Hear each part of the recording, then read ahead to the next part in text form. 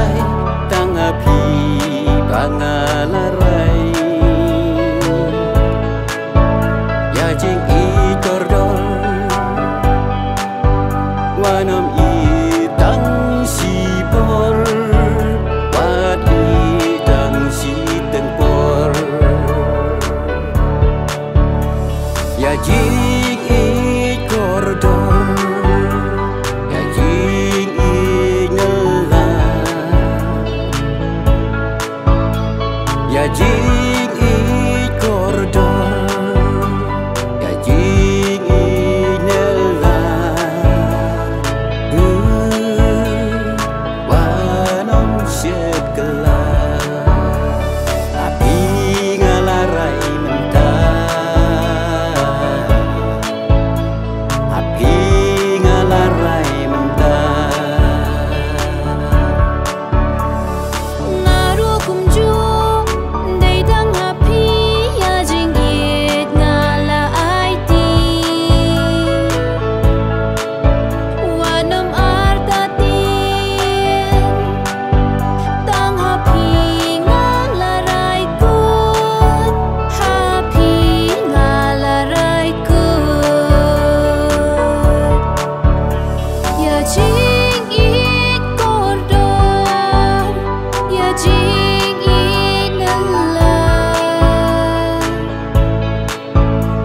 ya jing I kordon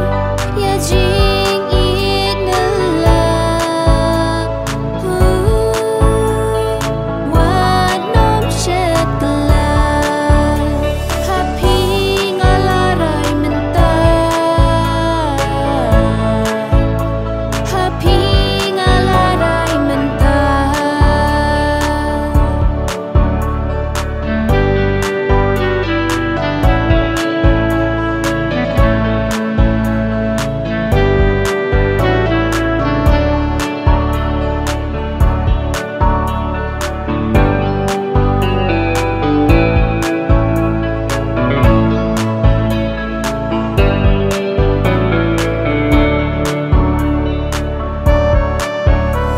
ya jing I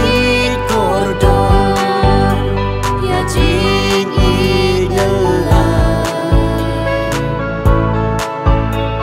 ya jing